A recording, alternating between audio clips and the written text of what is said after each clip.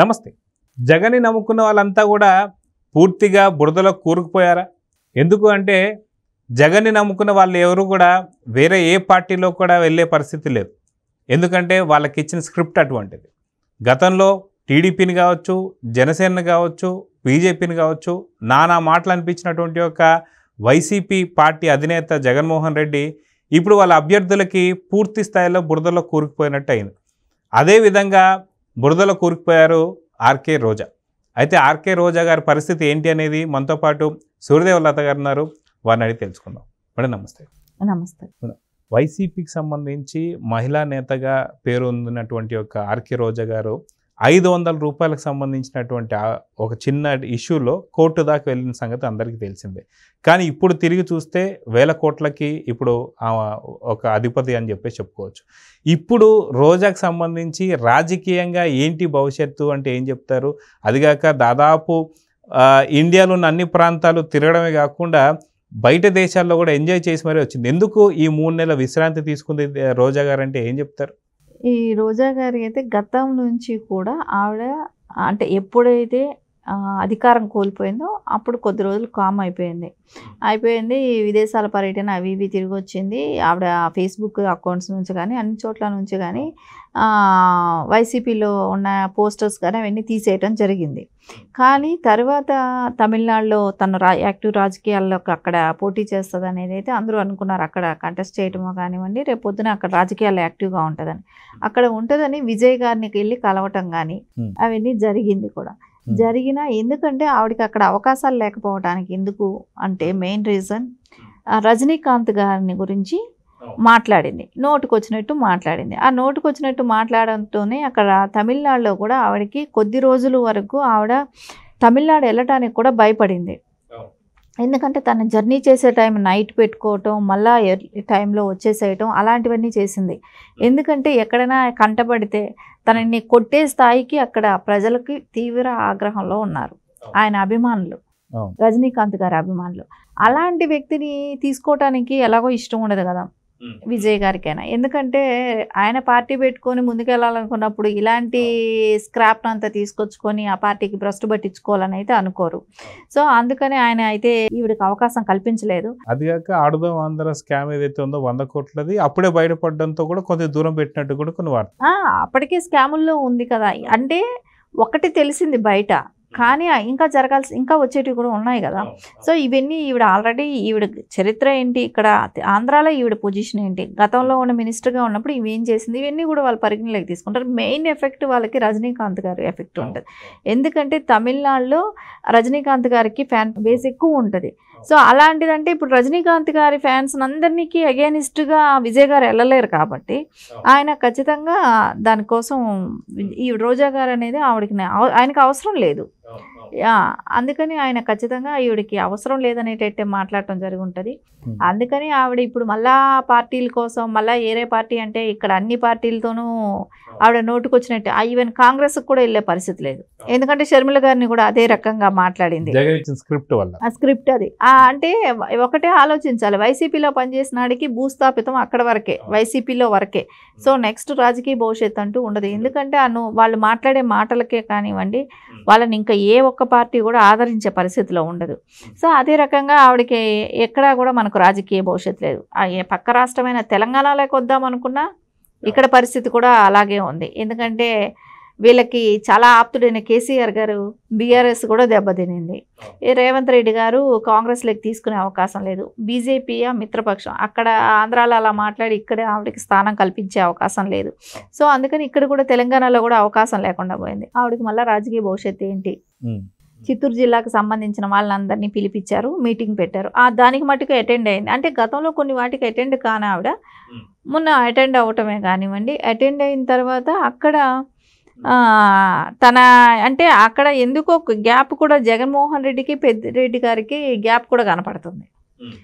ఆ గ్యాప్ ఎందుకు వచ్చిందో కానీ ఆ గ్యాప్ని ఈవిడ యూజ్ చేసుకోవటం కూడా జరిగింది. రోజా గారు ఏంటంటే ఆవిడకి ఎగెనిస్ట్గా పనిచేసిన వాళ్ళు అంటే పెద్దిరెడ్డి గారి అనుచరుల్ని సస్పెండ్ చేయించడం జరిగింది. సో అంటే ఇప్పుడు జగన్మోహన్ రెడ్డి గారికి ఇంకా వేరే అవకాశం లేదు, ఇలాంటి వాళ్ళని ఉంచుకోవాల్సిందే. ఎందుకంటే ఇలాంటి వాళ్ళు బయట వెళ్తే వాళ్ళంతటా వాళ్ళు వెళ్తే ఓకే, కానీ ఈయన సస్పెండ్ చేసి బయట పంపించాడు అనుకోండి, ఇదే నోరు వాళ్ళని కూడా మాట్లాడుతుంది. సో ఆ భయంతో ఆయన ఎలాగో బయట పంపించలేడు, సో ఎక్కడే పెట్టుకొని ఉంటాడు.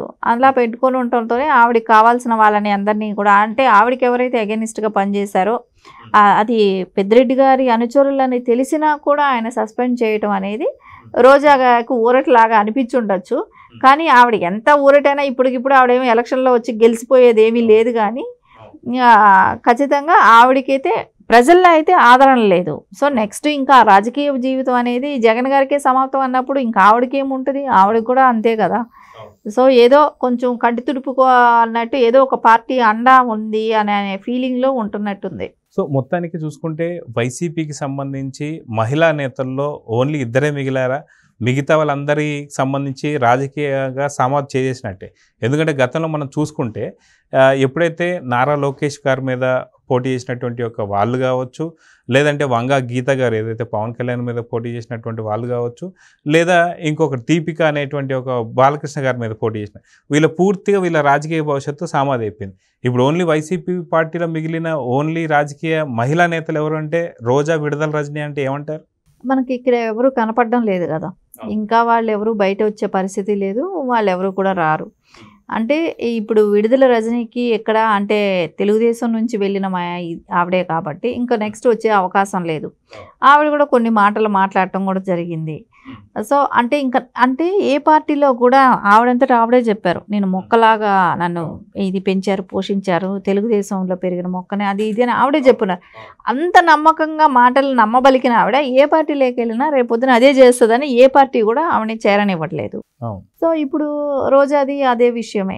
ఇంకా ఆవిడికి వేరే ఎక్కడా ప్లాట్ఫామ్ లేదు కాబట్టి ఇంకా తప్పదు. ఇద్దరికి దొందే అన్నట్టు ఇద్దరికి ఒకే ప్లేసే పడాలి. జగన్మోహన్ రెడ్డికైనా ఇట్లాంటి వాళ్ళే కావాలి, ఈవిడికైనా ఇంకా ఆ పార్టీయే దిక్కు, ఇంకా వేరే అవకాశాలు లేవు. కాబట్టి ఇద్దరికి అదే పార్టీలో ఉండాల్సిన, ఇంకా రజనీ ఇదేనా ఆవిడకి అదే పార్టీ. సో అందుకని ఇంకా వాళ్ళిద్దరికైతే అదే పార్టీలో ఉండాల్సిందే తప్ప ఇంకా వేరే పార్టీ రాజకీయ భవిష్యత్తుగా ఎదుక్కుంటే ఇంకా వేరే చోట ఎక్కడ అవకాశాలు లేకపోవడంతో ఇంకా అక్కడే ఉండాల్సిన అవసరం ఉంటుంది. అదిగాక రోజా మీద అవినీతి ఆరోపణలు ఉన్నాయి. అదే విడుదల రజనీకి సంబంధించి ఈ స్టోన్ క్రషర్స్ సంబంధించినటువంటి ఒక ఆరోపణ కావచ్చు, గతంలో ఏదైతే జగనన్న కాలనీకి సంబంధించిన ఇళ్ల పట్టాలకు సంబంధించి ఆ ఇష్యూ కావచ్చు. సో ఇద్దరి మీద కేసులు ఉన్నాయి కాబట్టి ఏదో ఒక పొలిటికల్ పార్టీని నమ్ముకొని ఉండకపోతే మనకు వాళ్ళ భవిష్యత్తు కష్టమే. కాబట్టి మిగతా ఏ పార్టీలు కూడా వాళ్ళు చేర్చుకునే అవకాశం లేదు. సో కాబట్టి ఏ గతి లేక వైసీపీని అంటుకున్నారంటే ఏమంటారు? అంతే కదా, ఇప్పుడు వేరే పార్టీలకి వెళ్ళే అవకాశాలు లేనప్పుడు వాళ్ళ మీద వచ్చే కేసులు ఉన్నాయి. ఎందుకంటే ఇద్దరు మినిస్టర్స్గా చేసినప్పుడే కానీ వాళ్ళు చేసిన అవకతవకలే కానివ్వండి అన్నీ బయట వస్తున్నాయి. వాళ్ళ మీద ఆల్రెడీ కేసులు బుక్ అవుతున్నాయి. సో రేపొద్దున వాళ్ళకి ఏదో ఒక పార్టీ అండం ఉండాలి అనే ఒక ఉద్దేశంతో ఉంటున్నట్టే కనపడుతుంది. కానీ అంటే వాళ్ళకు కూడా తెలుసు ఇక రాజకీయ భవిష్యత్తు అనే శూన్యం అనేది. కాకపోతే వీళ్ళ ఉద్దేశం ఏంటంటే వీళ్ళ నోర్లు ఉన్నాయి కాబట్టి మాట్లాడితే ఏదో జరుగుతుందనే ఒక ఆలోచన, జగన్మోహన్ రెడ్డి నాకు అండున్నాడు అనే ఒక ఆలోచనలో ఉన్నారు. కానీ జగన్మోహన్ రెడ్డికే భవిష్యత్తు లేనప్పుడు వీళ్ళకేముంటుంది అనేది వీళ్ళకి అంటే ప్రజల దృష్టిలో అలా ఉంటుంది. వీళ్ళు సెల్ఫ్గా వీళ్ళు ఆలోచించుకోవచ్చు, కానీ అది కాదు కదా, ప్రజల దృష్టిలో ఉన్నదే కదా అక్కడ కావాల్సింది. ప్రజలకైతే అలాంటి అవసరం అయితే ఉండదండి. ఇంకా వీళ్ళ లాంటి వాళ్ళని తెచ్చుకొని ఇంకా రాష్ట్రం వెనక్కిపోయి వీళ్ళ సంపాదనల కోసం వీళ్ళ సెల్ఫ్ అంటే కుటుంబ బాగు కోసం పార్టీలని పెట్టుకొని అడ్డంగా వీళ్ళ కుటుంబం బాగుపడటం వీళ్ళు బాగుపడటం కోసం చేయటం అయితే ఎవరికి కూడా నచ్చదు కదా. సో ఖచ్చితంగా ఇప్పుడైతే వాళ్ళకి ఆ పార్టీ అండ కావాలనేది వాళ్ళు కోరుకుంటుంటారు. ఎందుకంటే వాళ్ళ నాయకుడే 43,000 కోట్లలో ఆల్రెడీ ఉన్నాడు. సో ఇంకొక పక్క ఇప్పుడు ఇంకెన్ని 5 ఏళ్లలో చేసిన అవకతవకలకి ఇంకెన్ని కేసులు పడతాయో తెలియవు. సో వీటికన్నిటికీ మన నాయకుడే అన్ని వేల కోట్లలో ఉన్నప్పుడు మనం చేసే చిన్న చిన్న వాటికి మనకి సపోర్ట్ చేస్తాడులే అన్నట్టు వాళ్ళిద్దరు కూడా ఇంకా అక్కడే ఉంటారని అనిపిస్తుంది. సో చూద్దాం మనం ఖచ్చితంగా. మీరు గతంలో చూసుకుంటే ఆవిడపైన వచ్చినటువంటి ఒక అభియోగాలన్నీ కూడా ఇప్పుడు ఒక్కొక్కటిగా బయటకు వస్తున్నాయి. ఆడదాం ఆంధ్ర కావచ్చు, లేదా వాళ్ళ ఫ్యామిలీకి సంబంధించినటువంటి విలాసవంతమైన గిఫ్ట్లు కావచ్చు, పార్టీలు కావచ్చు, ఇవన్నీ కూడా బయటకు రాబోతున్నాయి. చూద్దాం ఏం జరుగుతుంది. నమస్తే. నమస్తే.